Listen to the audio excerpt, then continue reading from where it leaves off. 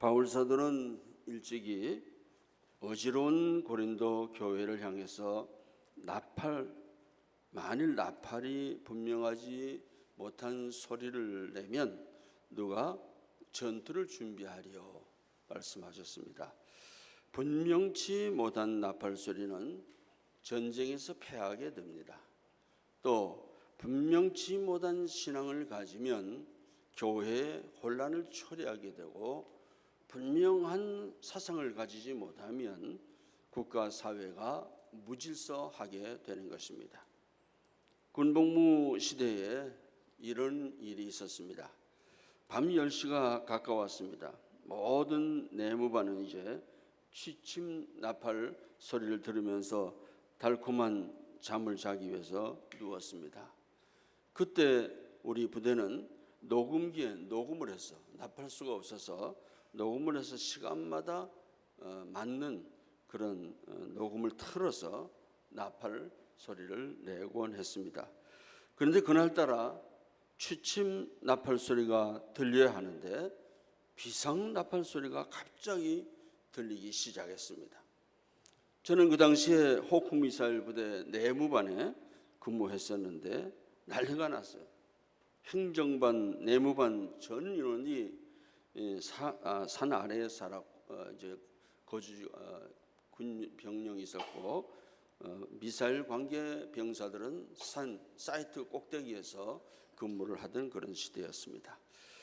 잠자던 병사들은 급히 군복을 입고 단독 군장을 하고 파워노는 참호 속으로 다 들어갔습니다. 내무반도 분주했고 전 부대가 요란하게 되었습니다.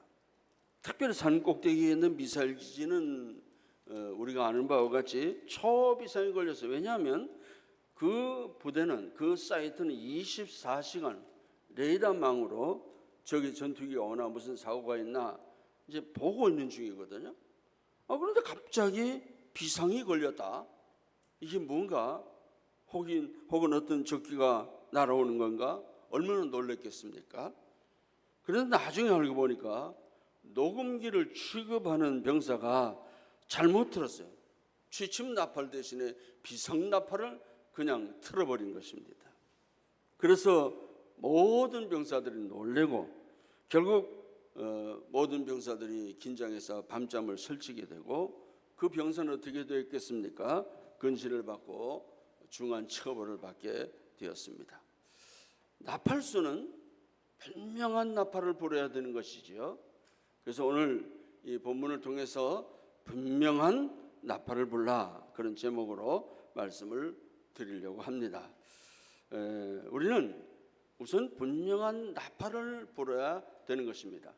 오늘 본문 14장 6절에 보면 그런즉 형제들아 내가 너희에게 나아가서 방언으로 말하고 계시나 지식이나 예언이나 가르치는 것으로 말하지 아니하면 너희에게 무엇이 유익하리요 그랬습니다. 이 말씀은 당시의 고린도 교회가 방언에 관해서 많은 논쟁이 있었다는 사실을 우리에게 보여줍니다. 오늘날도 방언에 관한 많은 논쟁이 계속되고 있습니다. 우리는 먼저 이 방언에 대한 바른 견해를 가져야 될 필요가 있습니다. 방언이란 말은 구약에서는 라손이라는 말로 되어 있는데 그 말의 뜻은 혀, 첫째는 혀라는 뜻이고 둘째는 언어, language, 언어라는 뜻이고, 구약에서는 그래서 이 두 가지 혀와 언어, 방언이란 말은 이 두 가지 의미로만 사용이 되었습니다. 그리고 때로 구약의 라손이라는 말과 쉐파라는 말과 라인이라는 말을 사용하고 있는데 그래도 거기도 여전히 모두 랭귀지, 언어라는 말이 사용되었습니다. 구약시대는 초대교회와 같은 영적인 방언이란 의미에 쓰여진 말은 한 곳도 없습니다. 그런데 신약에서는 방언이란 말이 주로 그로샤라는 말인데요, 그 뜻은 혀, 언어, 사람이 알아들을 수 없는 하늘나라의 말, 이 세 가지 의미로 신약 성경은 사용되었습니다. 그래서 사도행전 1장 19절, 2절, 6절, 8절 같은 데 보면은 디아하로스라는 말을 썼는데 이 말은 언제나 언어, 각 나라 말로 쓰여져 있습니다. 그러니까 구약 신약에서 사용된 방언이라는 말은 세 가지 의미를 가지고 있죠. 첫째는 방언이라는 말이 혀라는 의미를 가지고 있고, 둘째는 각 나라 말, 우리가 사용하는 말, 미국말, 영국말, 프랑스말 이런 식으로 각 나라 말 언어로 사용되어 있고, 세 번째는 보통 사람이 알아들을 수 없는 영적인 방언. 이 세 가지 의미로 방언이라는 말이 사용되었습니다. 근데 여기서 문제가 되는 것은 사도행전 2장과 고린도전서 14장의 방언의 내용입니다.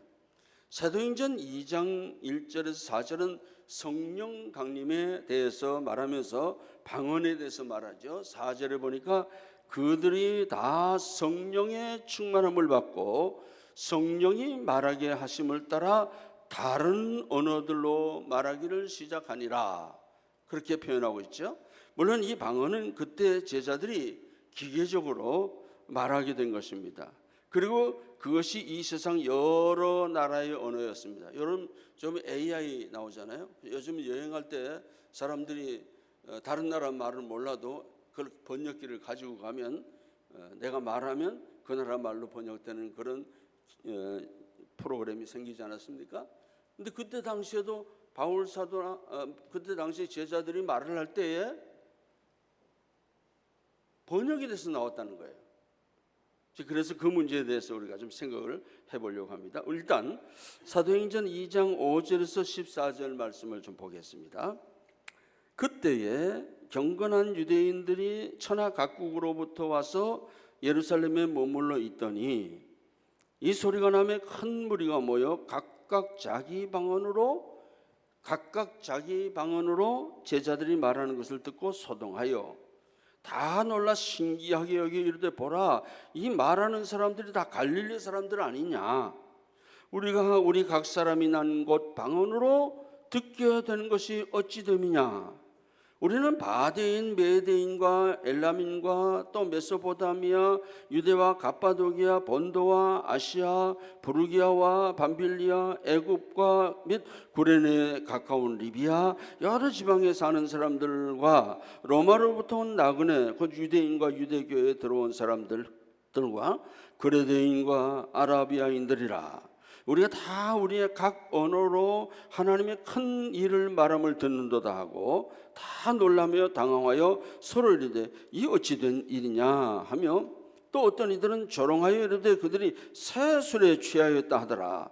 베드로가 11사도와 함께 서서 소리를 높여 이르되, 유대인들과 예루살렘에 사는 모든 사람들아, 이 일을 너희로 알게 할 것이니 내 말에 귀를 기울이라. 자, 사도들이 그냥 이야기하는 거예요. 예를 들어서 제가 한국말로 이야기하면 모여있는 많은 사람들, 듣는 사람이 각각 자기 나라 말로 알아들었다는 것입니다. 이런 기적이 일어났어요. 그러니까 사도들이 각각 다른 나라 말을 한 것인가? 아니면 사도들이 그대로 유대말을 하는데 알아듣는 사람이 자기들 나라 말로 각각 수십 개 개국으로 알아듣는 말이 자기 나라 말로 알아들은 것인가? 오늘 사도행전 여기 2장에도 보면 다른 나라 사람들 15개 말이 나옵니다. 이렇게 사도들이 복음을 자기 나라 말로, 유대말로 막 복음을 전하는데 듣는 사람은 다 자기 나라 말로 듣는다는 거예요. 이런 경우. 그러나 셋째, 오늘 본문 고린도전서 14장에 취급한 방언은 아무 사람도 알아들을 수 없는 영적 방언입니다. 자, 그런데 이런 이적이 초대교회 시대 말고 오늘 이런 이적이 교회 시대, 지금 우리 교회 시대죠. 교회 시대에도 있을 수 있는가? 이것이 큰 지금까지 논쟁이 되어 오고 있습니다. 교회 시대라는 말은 계시 시대, 다시 말하면 사도 시대와 구별된 시대입니다. 사도 시대는 표준적인 이적과 기사가 실제로 있었죠. 하나님께서 교회를 세우기 위해서 이렇게 교회의 틀을 닦는 의미에서 기본적인 성령의 역사가 있었습니다. 이 사도 시대에 있었던 이적과 기사는 사실상 주님이 재림해서 이 세상에 오실 때까지 그 사도 시대에 주셨던 이적과 기사와 말씀을 가지고 주님이 이 세상에 오실 때까지, 이 세상이 끝날 때까지 그 말씀을 가지고 교회를 통치하고 교회를 이끌어 가시기 위한 기초인 것입니다. 자, 그런데 이런 의미에서 바울 사도가 자기의 사역을 할 때에 터 닦는 일로 비유를 했습니다.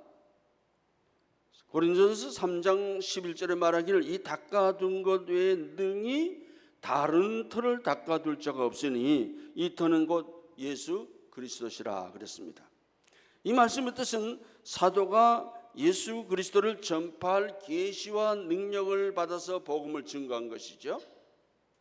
그런데 교회는 바로 바울 사도 그리고 예수님이 증거한 계시에 의해서 이 교회의 터가 세워지게 된 것입니다. 이렇게 생각할 때 사도적 사역은 나무에 있어서 뿌리와 같은 것입니다. 뿌리는 한 번만 심으면 되잖아요. 한 번 심으면 거기에서 자리를 잡는 것입니다. 그리고 뿌리에서 돋아나온 줄기, 그것은 뿌리와 같은 성질의 것이긴 하지만 그 모습에 있어서는 뿌리와 전혀 다른 형태인 것입니다. 하나님은 변치 않으시는데 그 능력도 여전하시는데 그의 사역과 경륜은 구약시대와 사도시대와 교회시대에 각각 그 능력이 다르게 나타납니다. 하나님께서는 이스라엘을 광야에서 인도하실 때는 하늘에서 만나를 내려주셨습니다. 그런데 이스라엘 백성들이 가나안 땅에 들어간 다음에는 만나 내리는 것을 중지했습니다. 자, 그렇게 되어 있다고 해서 하나님이 변하셨네. 만나를 계속 내려주시더니 우리가 가나안 땅에 들어가니까 왜 만나를 그치셨나? 이렇게 생각해서는 안 되는 것이죠. 이제 하나님이 변했다, 그런 말로 하면 안 되는 것이죠. 그때는 가나안 땅에 들어가서 거기서 나는 양식을 먹을 수 있었기 때문에 하나님이 중지하신 것입니다. 이제 우리가 교회 시대에 생각해 볼 때 이것은 마치 뿌리와 같은 것인데요. 이 뿌리에서 돋아나서 나무가 됩니다. 그 나무는 자라는 동안에 다시 뿌리의 형태로 돌아갈 수가 없습니다. 그냥 나무지요. 이와 같이 교회 시대는 그 뿌리를 의미하는 사도적 은사를 거듭하지 않습니다. 사도시대 한 번은 끝나는 것이죠. 뿌리는 한 번 내리면 되니까요. 그러나 교회 시대는 사도의 증표를 보여주는 이적, 교회를 기초를 세우기 위한 그런 이적과 계시는 없지만은 하나님의 특별한 섭리가 있습니다. 이 특별 섭리는 계시에 속하는 정도의 것은 아니지만 하나님께서 특수하게 간섭하는 일이기 때문에 놀라운 역사가 일어나게 됩니다. 예를 들면 병자를 위해서 기도할 때 하나님의 은혜로 고침받는 것과 같은 것입니다. 우리가 기도할 때 우리의 병이 고침받잖아요.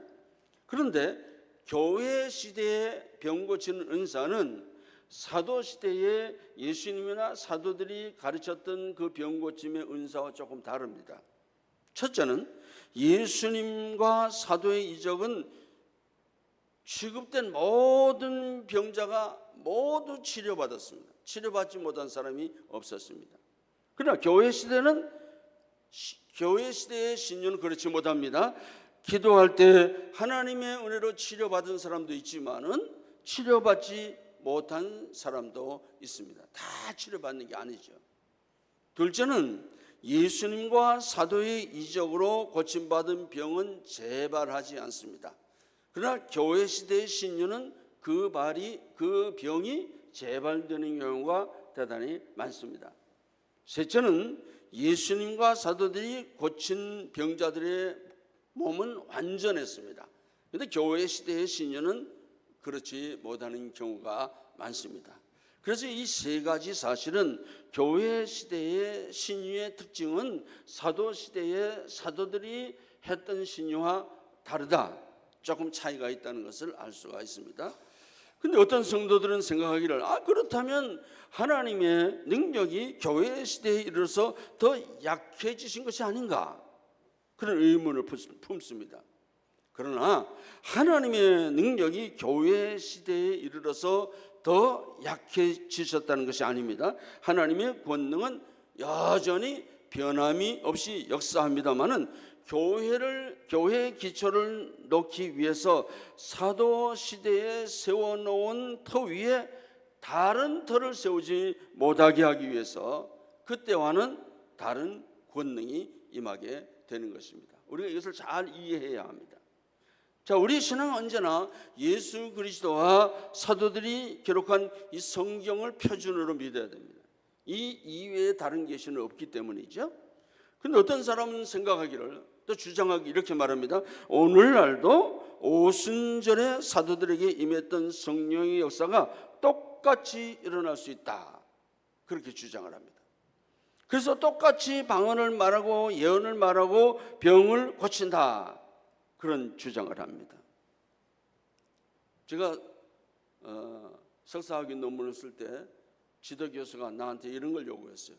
칼빈이 지금도 계시의 역사가 계속되고 있다는 사실을 찾아주면 좋겠다. 그래서 제가 많은 책을 봤죠. 물론 칼빈이 쓴 책을 위주로 해서 많이 봐요. 기독교 강요라든지 그의 설교집이라든지 여러 가지 봤는데 아무리 찾아도 오늘날도 사도시대와 같은 계시를 준다는 그런 기록이 하나도 없었어요. 그래서 그걸 못 찾았어요. 못 찾는 게 아니라 없어요. 제가 그 교수한테 이야기했습니다. 아무리 찾아도 없습니다. 좀 더 찾아보지. 좀 더 찾아보니까 없어요. 아무리 찾아도 없어요. 제가 그렇게 대답을 한 적이 있어요. 논문 쓸 때 그랬죠. 자, 만약에요, 오늘날도 초대교회 시대와 같은 그런 계시를 받을 수 있다, 또 똑같은 그런 예언을 말할 수 있고 병을 고칠 수 있다, 이렇게 말하면 사도들과 같이요, 그렇다면 사도들과 같이 성경 말씀과 같은 권위 있는 계시도 받을 수 있는 거죠. 그렇지 않겠어요? 초대교회 시대와 똑같은 은사가 지금도 계속된다면 지금도 우리가 계시 받을 수 있다는 결론이 나오는 것입니다. 그래서 계시록 후서도 쓸 수 있고 로마서 후서도 쓸 수 있고 또 사도행전 후서도 얼마든지 쓸 수 있는 것이죠. 이게 잘못된 생각이란 말이에요. 아니라는 것이죠.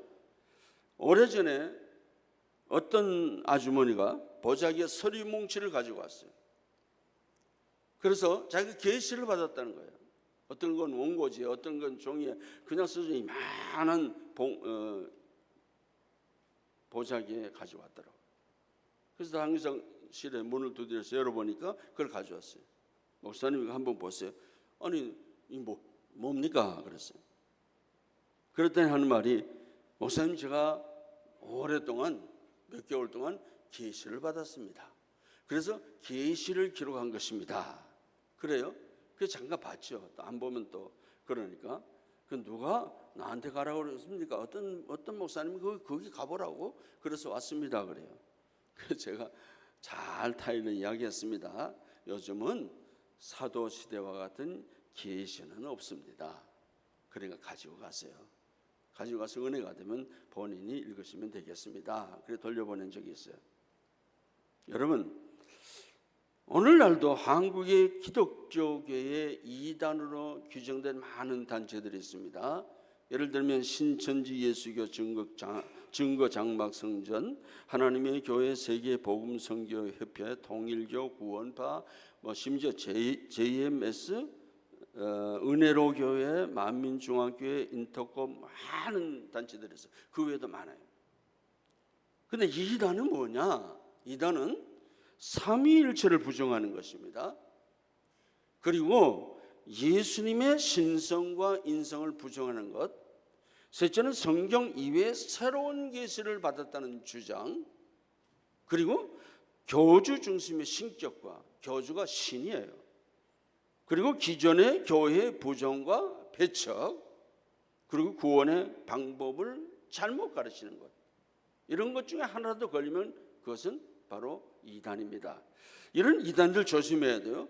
성경과 다른 새로운 소리를 하면 그건 틀림없이 이단입니다. 어떤 분들이 저 목사님 말이야, 참 생전 들어보지 못한 말씀을 하셔. 새롭다. 안 들어본 이야기다. 그렇다면 그건 이단이죠. 여러분이 신앙생활을 하면서 안 들어본 이야기가 성경 이야기가 무엇이겠습니까? 안 들어봤다? 그건 이단입니다. 거의 대부분 이단입니다. 그래서 우리가 듣는 거 참 조심해야 됩니다. 이 이단들이 얼마나 열심인지, 한 번은 친구들과 함께 어떤 호수에 출렁다리가 있다고 해서 갔는데요. 어떤 여성이, 우리 여러 목사님이 계신데 거기 우리한테 전도하러 왔더라고. 전도지를 보여주면서.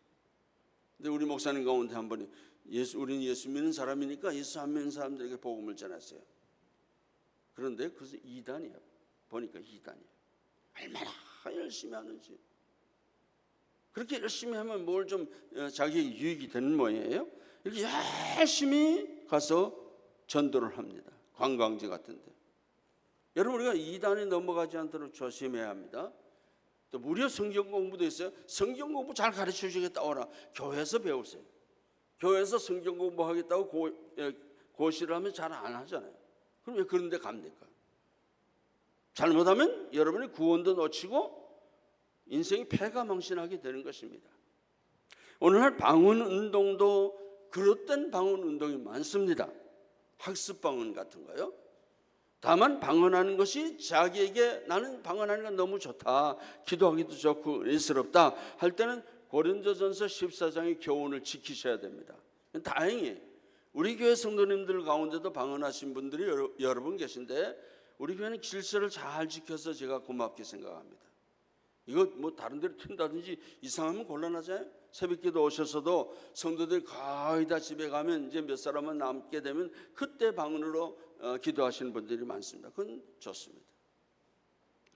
안토니 헤키마라고 하는 교수가 칼빈 신학교 오랫동안 조지 신학 교수인데 그분은 이 방언에 대해서 비판적인 입장을 취합니다. 그러나 성경의 교훈을 지키면서 참된 방언을 하는 운동이 있다면 그것을 반대하는 일은 조심해야 합니다. 교회 시대에 성령의 역사로 나타나는 방언이 전혀 없다, 그렇게 말하는 것도 옳지 않습니다. 그 이유는 방언이 교회에 세워진 하나님의 은사라고 성경에 분명히 말하고 있기 때문에 방언은 있으나 그것을 할 경우에는 조심해서 해야 된다. 자기의 유익을 위해서 하는 것이기 때문에 다른 사람에게 방해가 되어서는 안 된다 하는 사실입니다. 자, 그런데 왜 바울 사도가 방언에 대해서 많은 제재를 가했는가 생각해 볼 필요가 있습니다. 그것은 교회의 덕을 세우기 위해서 방언을 자제시킨 것입니다. 앞에서 살펴본 대로 방언이란 말은 첫째가 혀라는 의미를 가지고 있다고 했죠. 야고보 3장 1절에서 12절까지 보면 혀에 대해서 잘 말해주고 있습니다. 혀는 배의 키와 같고 활활 타오르는 불과 같다고 했습니다. 짐승이나 새나 벌레나 바다의 고기는 길들일 수 있지만은 혀는 능히 길들일 사람이 없다, 그렇게 말하고 있습니다. 그래서 혀를 잘못 놀리면 그것은 죽이는 독이 가득하다, 그렇게 말하고 있습니다. 이 혀로 우리가 알아듣지 못하는 말을 하는 것은 마치 바다에 떠 있는 배에 키가 없는 것과 같습니다. 그럼 어떻게 되겠어요? 키가 없으면 저 넓은 바다에서 흔들리다가 떠돌다가 폭풍이나 이런 거 만나면 산산조각이 나고 마는 것입니다. 마찬가지로 우리의 혀로 남이 알아듣지 못하는 말, 분명하지 못하는 말을 한다면 나 자신도, 내가 가르치는 학생들도 우리 앞에 무서운 핍박이 닥칠 때 그 핍박을 이길 수가 없어요. 우리가 여기서 하나님의 말씀을 듣고 하나님의 말씀을 배우는 것은 이단에 빠지지 않고 비진리의 사람들과 우리가 논쟁을 할 때도 뒤지지 않고 잘못된 길로 빠지지 않기 위해서 우리가 바른 하나님의 말씀을 배우는 거 아닙니까? 그런데 이것을 잘못 가르친다면, 교회에서 이상한 이야기로 가르친다고 한다면 그런 어려움이 닥칠 때에 이겨낼 수가 없는 것이죠. 마찬가지로 우리가 정말 하나님의 말씀을 성도들이 알기 쉽게 혹은 또 분명히 알아듣게 분명한 선언을 해주어야 우리 성도들이 바른 신앙을 가지게 되는 것입니다. 그래서 오늘 본문 14장 6절에 보면 방언을 말하는 것보다 바울 사도가 말합니다. 계시나 지식이나 예언이나 가르치는 것이 더 중요하다. 방언을 막 설교한다면 우리가 들을 수 있겠습니까? 그래서 방언으로 그렇게 하는 것보다 계시나 지식이나 예언이나 가르치는 것으로 하는 것이 더 좋다. 이 본문을 보고 어떤 사람이 이렇게 말합니다. 예언을 하면 될 거 아니냐. 나는 예언을 한다. 또 사도행전 2장 17절 이하에서는 베드로가 요엘서를 인용해서 강론한 내용 중에 18절에 보니까 그때에 내가 내 영을 내 남종과 여종에게 부어주리니 그들이 예언할 것이요. 여기 예언한다고 그러지 않았느냐. 그래서 때로 한동안은 예언기도 받으라고 많은 사람들이 예언기도 한다는 사람들 찾아내서 어디에 무슨 권사님한테 가서 예언기도 받는다고 가고 그런 일들이 많이 있었습니다. 자, 바울 사도가 본문에서 말하는 예언이 어떤 뜻이 있기에 방언보다 예언을 하라고 하는가? 이 예언이 뭔가? 이것을 우리가 좀 깊이 생각해 보아야 합니다. 이 예언이라는 말은 구약의 히브리 원문에 나바라는 말로 되어 있어요. 신약의 헬라어는 프로페테스란 말인데요. 이 말은 세 가지 뜻을 가지고 있어요. 첫째는 하나님의 절대 계시를 선포하는 것. 하나님의 절대 계시를 선포하는 것이 첫째 의미입니다. 우리가 성령을 선물로 받으면 누구나 다 하나님의 예언의 말씀을 믿고 선포할 수 있다는 말이죠. 하나님의 절대 계시가 무엇이냐? 하나님의 절대 계시는 성경 말씀입니다. 하나님의 절대 계시. 상대적으로 적당할 때 어떤 데 갑자기 우리에게 어떤 계시를 주는 게 아니고 하나님의 절대 계시를 선포하는 것이고 예언이다. 다시 말하면 하나님의 절대 계시는 성경인데 예언이 뭐냐? 성경이 예언의 말씀입니다. 둘째는 숨겨진 것을 선지자적인 권위를 가지고 드러내는 것이다. 그렇게 해석을 했어요. 특히 이 성경 사전에 보면 설명이 이렇게 기록되어 있어요. 예수님을 조롱하면서 도전하고 경멸하는 자에게 그리고 거짓 선지자들을 향해서 숨겨진 하나님의 진리를 드러내어 그들 앞에 증거하는 것을 말한다. 우리가 성령을 받기 전에는 하나님의 말씀 몰랐어요. 이해할 수가 없어요. 아무리 세상에서 많은 공부를 해도 이 성경 말씀이 이해할 수 없습니다. 근데 우리는 별로 공부 많이 하지 않아도 이 성경 말씀을 잘 이해하고 있어요. 이 계시의 말씀이죠. 이 계시의 말씀이 예수 믿지 않을 때는 몰랐는데 예수 믿고 나니까 성령께서 우리에게 가르쳐 주셔서 이 계시의 말씀 우리가 알려지게 된 거예요. 우리는 이거 아무 문제 없어요. 잘 알아들을 수 있어요. 조금 어려운 말을 해도 다 알아들어요. 그런데 예전에는 이 말씀이 숨겨져 있었다. 숨겨져 있었어요. 우리 예수 믿기 전에 숨겨져 있었던 것입니다. 이 숨겨진 것을 선지자적인 권위를 가지고 드러낸 것이다. 우리가 성령의 은혜를 받고 우리 믿음의 선배들, 목사님, 선생님들에게 하나님의 말씀을 배울 때에 그 숨겨진 진리가 우리의 마음속에 들어오게 되고 우리가 그 진리를 받게 된 것이죠. 그래서 바로 이 숨겨진 것을 선지자적인 권위를 가지고 드러내는 것이 예언이다. 칼빈이 이렇게 말했어요. 예언이라는 말을 예언한다는 이 말씀은 진리를 밝히 깨닫는다는 뜻이다. 마치 요엘이 말한 바와 같이 그리스도의 왕국에서는 하나님의 비밀을 보여주는 선지자가 불과 몇몇 사람만 있는 것이 아니라 모든 성도가 구약시대에 선지자들이 예언할 수 있었던 것만큼의 진리를 깨닫게 될 것이다. 이 말씀은 신약시대 모든 선지자가 옛날 구약시대는 예수님이 메시아가 이 땅에 오신다 예언하지 않았어요? 우리는 그거 다 알고 있어요. 그럼 우리는 예수님이 재림하신다. 예수님이 오셔서 우리를 십자가에서 구원해 주시고 예수님이 재림하신다.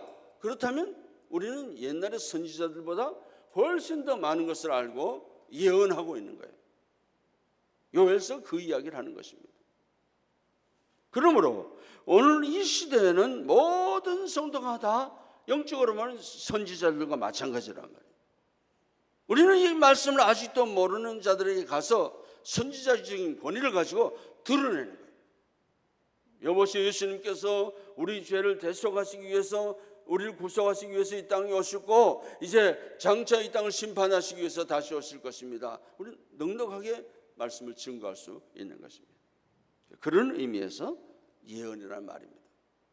셋째는 미래에 대해서 미리 말한다, 그런 뜻이었어요. 이 말의 뜻은 신약 성경에서 사용될 때는 반드시 과거의 구약시대에 하나님의 선지자들이 말한 것을 인용할 때만이 사용되는 말입니다. 우리는 지금까지 예언에 대해서 잘못된 견해를 가지고 있었습니다. 우리가 기도함으로 무슨 예언 기도를 받아서 앞으로 될 일을 사사로이 미리 말하는 것으로 잘못 이해하고 있습니다. 성경은 그런 의미로 예언을 말하는 것이 아닙니다.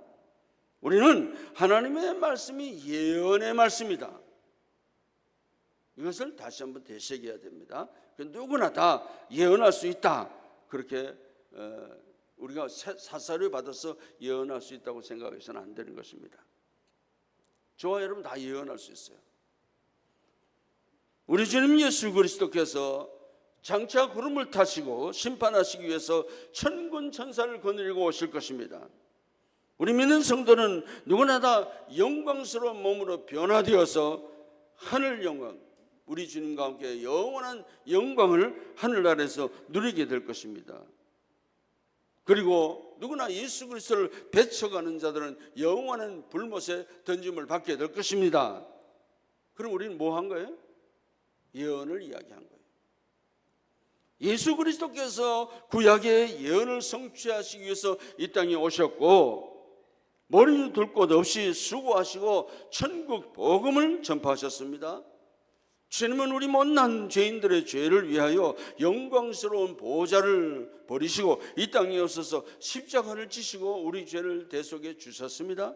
그는 사흘 만에 다시 살아나시고 40일 동안 세상에 계시면서 500여 성도에게 보이고 많은 사람들에게 부활을 보이시고 하늘나라에 승천하셨습니다. 그 승천하신 주님은 다시 오실 것입니다. 우리가 끝까지 믿음을 지키고 주님을 맞이할 준비를 갖추고 있으면 언젠가 주님이 오실 때 우리는 주님과 함께 영광스럽게 천국에 들림받게 될 것입니다. 예언이죠. 그게 예언이란 말이에요. 그래서 야고보서도 그랬어요. 야고보 3장 1절에 형제들아, 너희는 선생된 우리가 더 큰 심판 받을 줄 알고 선생 많이 되지 말라. 알지도 못하면서 그래서는 안 된다는 거예요. 분명한 나팔을 불어야 된다. 이런 진리의 말씀 분명히 가르쳐야 된다. 우리가 지도하는 학생들에게, 우리가 지도하는 성도들에게 마귀와의 전쟁, 불의와의 전쟁, 유혹의 전쟁을 이길 준비를 갖추려면 분명히 하나님의 말씀을 알아야 된다는 말이에요. 이단을 물리치기 위해서 우리가 성경 말씀을 알아야 되겠죠. 그래서 여름 성경학교 때 우리가 특별히 시간을 내서 이 아이들이 가르치는 이유가 어디 있습니까? 수련회 많은 물질을 들여서 시간을 들여서 많은 선생님들 고생하면서 하나님의 말씀을 전해주는 이유가 어디 있습니까? 이런 잘못된 사상에 빠지지 않고 잘못된 이단에 빠지지 않고 마귀 유혹에 빠지지 않고 진리의 말씀에 굳게 서게 하기 위해서 우리가 가르치는 겁니다.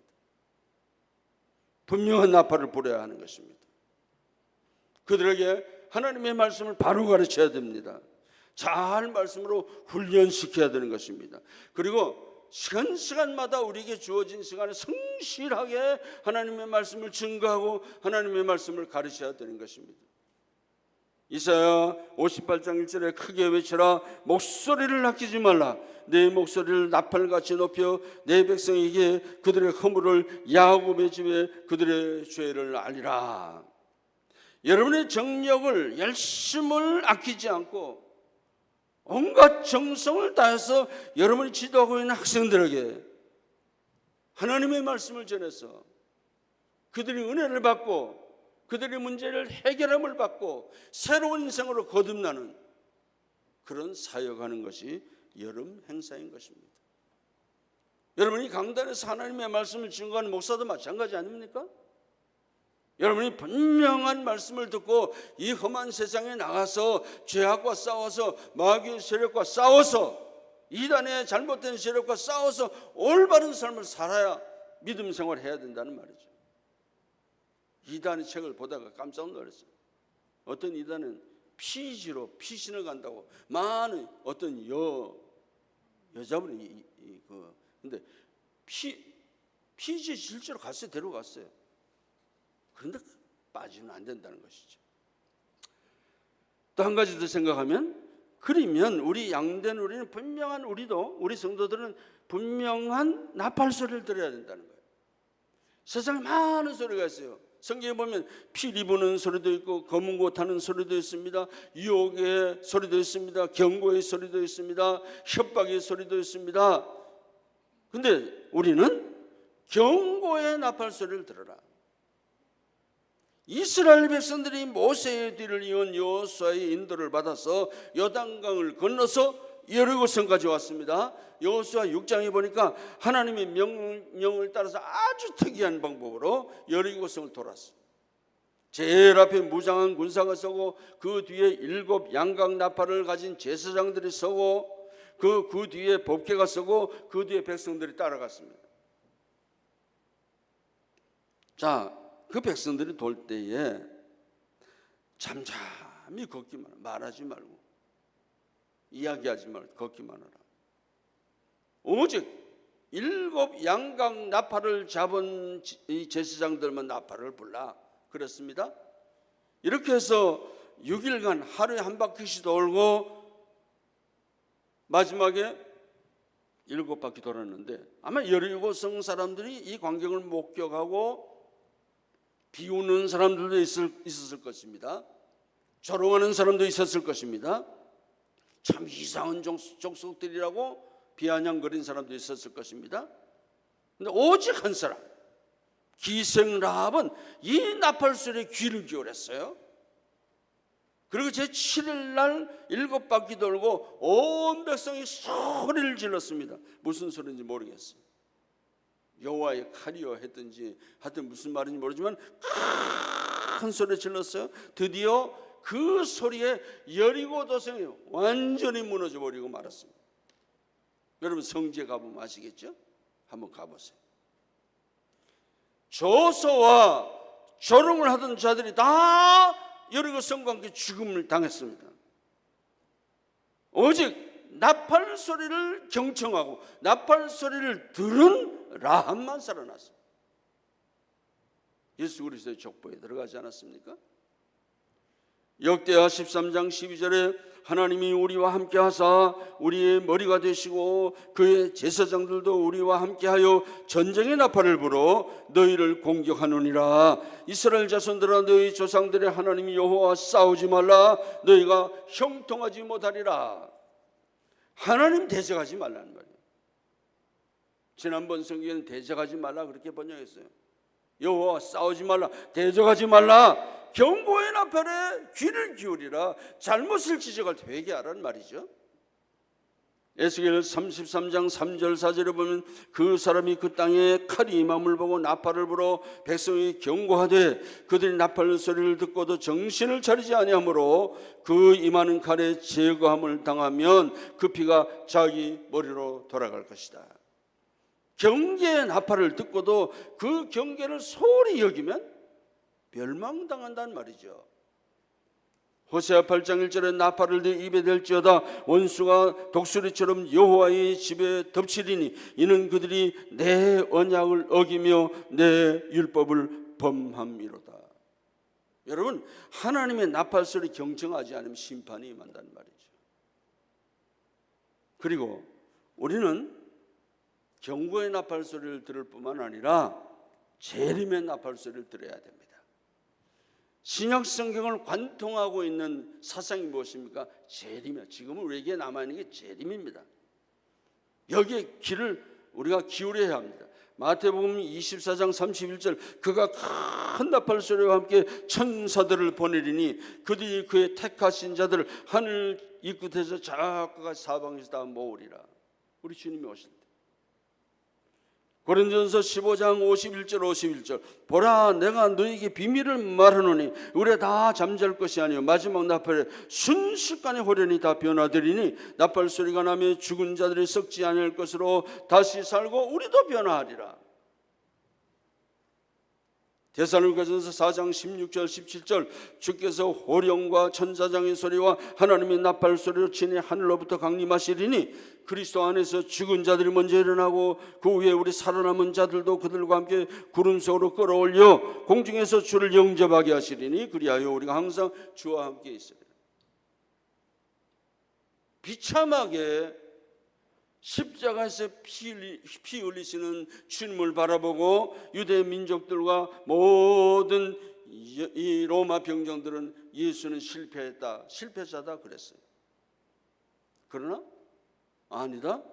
그 십자가상에서도 주님이 하신 말씀이 있어요. 다 이루었다, 다 이루었다. 그 말이 무슨 말입니까? 인류의 구원을 위해서 예수님이 십자가 지심으로 이루었다는 거예요. 그 예수님께서 부활하셔서 천국에 가시고 우리를 위해서 너희를 위해서 거처를 예비하러 가노라. 내가 다시 와서 너희를 내게로 영접하여 너희도 나 있는 곳에 함께 있게 하리라 말씀하셨습니다. 다 이루었다. 죽음을 물리치시고 부활하신 주님이십니다. 십자가에서 승리한 예수 그리스도는 이제 우리에게 재림의 나팔 소리를 불고 있다는 것입니다. 아이고 초대교회 때부터 재림한데 아직도 재림이야? 걱정하지 마세요. 주님이 재림하기 전에 내가 먼저 주님 앞에 갑니다. 뭐 재림한다고 자꾸 불평합니까? 그러지 마세요. 내가 먼저 가요. 여러분이 먼저 갈 때 주님 앞에 들림받지 못하면 어떻게 할 거예요? 자신 한번 생각해 보세요. 우리 믿는 성도들은 이 나팔의 경각 소리를 참 들어야 돼요. 내가 어떻게 신앙생활을 해야 될 것인가? 이 복된 진리의 말씀을 나도 알 뿐만 아니라 우리 자녀들에게도 가르쳐야 돼요. 그래서 우리가 정말 주님을 위해서 이 땅에 사는 동안에도 정직하고 진실하고 희망을 가지고 살고 좌절하지 않고 용기를 가지고 살고 힘들어하는 사람들에게 힘을 부여해주고 어려운 사람들을 도와주고 봉사하고 헌신해야 될 것입니다. 이제 예수 그리스도께서 나팔을 부시며 우리의 이름을 부를 때 즐거움과 기쁨으로 주님 앞에 설 수 있는 저와 여러분 되시기를 주님의 이름으로 축원합니다.